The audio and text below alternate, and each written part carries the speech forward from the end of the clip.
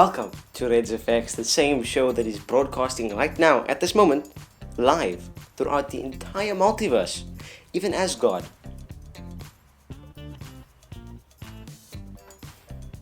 That's not true.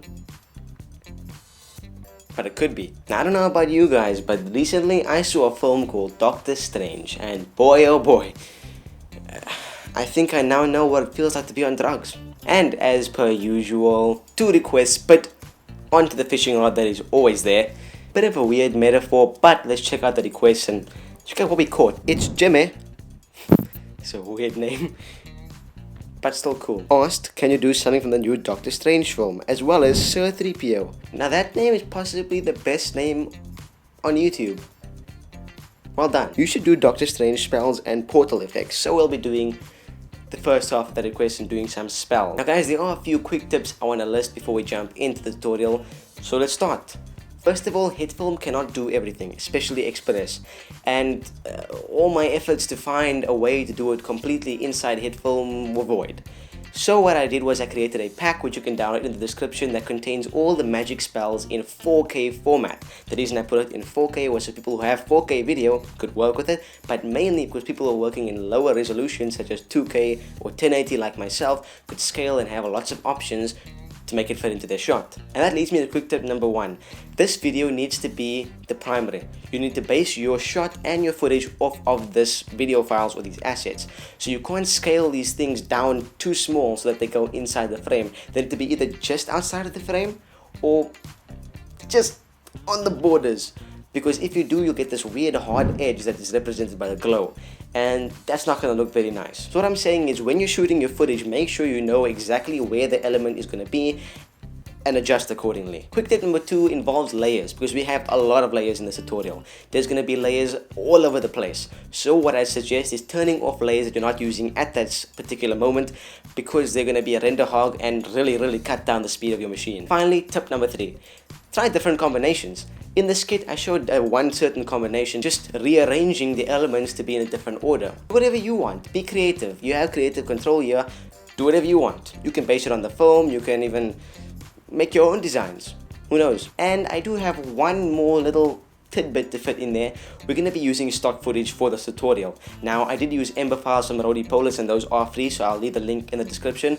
But all the spark files and everything that I'm using is called welding sparks from the ceiling. Those are all from Action Essentials too, and that is a paid pack. So the names are in the tutorial. You can go hunt down those files or buy the files or whatever, but I can't give those away because they're bought. But enough jabber jabber. Let's jump in Hitfilm 4 Express and get to work. Okay, so for this tutorial I'll be mainly focusing on creating the front facing shot on the skit. I'll briefly go over the side shot, but as for the first one, the same steps can be applied in order to create that. Got it? Good, let's go. As you can see guys, I have my shot in a comp already, so let's skip all the formalities and get straight into it. Oh, I have the download pack unzipped and imported too, by the way.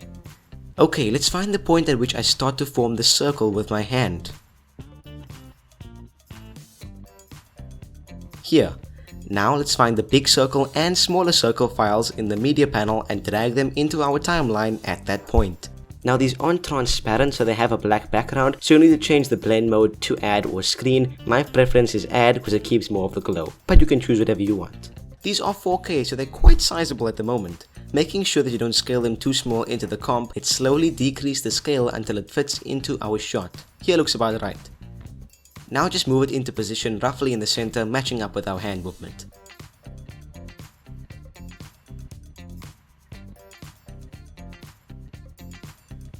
We'll now repeat this for the smaller circle. Righto, once those are done, let's move on to our square, which is a tiny bit more tricky. Drag it into your timeline at the correct point.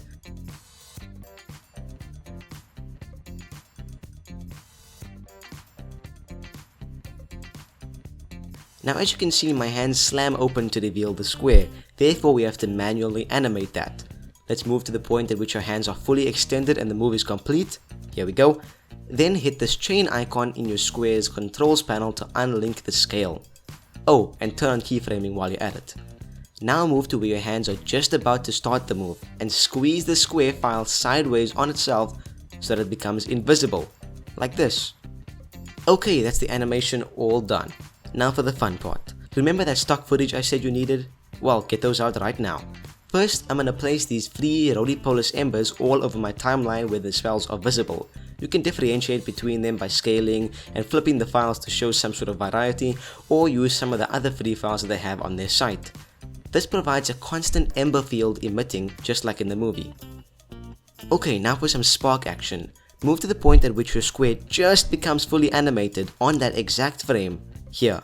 Now drag a spark element. For me, I'm using welding ceiling clips from Action Essentials 2, but you can use whatever spark files you have. We want to give the impression that because of the force this spell is experiencing when opening, it sprays out sparks in every direction. Therefore, when it fully opens, place a spark layer on one of its sides. I'll just rotate it and place it on the corner over here. You can then duplicate or use others to cover other areas. You should do this every 5 or so seconds that the element is on screen, just to insinuate that it's always sparking and throbbing. Okay, here we have the final shot. I've placed all the spell elements and stock footage files just like before, only this time I've made the spells 3D layers and rotated them to match the camera angle. That way it looks as if it's facing the same way as myself in the shot. For the final push move, it's really easy. All you gotta do is turn on keyframing for all the spell layers positions, move forward around 6 frames, then using the blue gizmo for depth, move the layers around. Maybe I'll push this one forward a bit, this one a bit back, and so on. You can also, as an optional extra, add a glow to the layers and set the intensity to 0.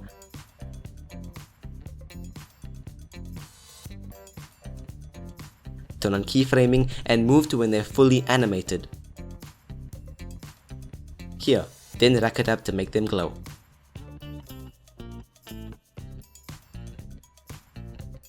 As usual guys, turn on motion blur for all of your spell layers, and that's it.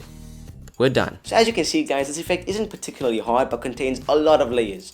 Remember to download the pack in the description by the way, and also follow me on my social medias. That way. I got it right this time.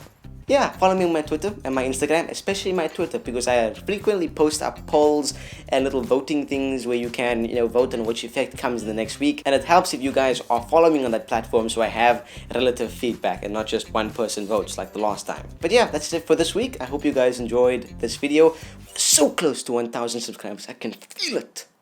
Sorry about that. I just get excited. Anyway guys, I hope you enjoyed this video. There's only a few episodes left this season, so I hope you enjoy them. And until next time, I'll see you later.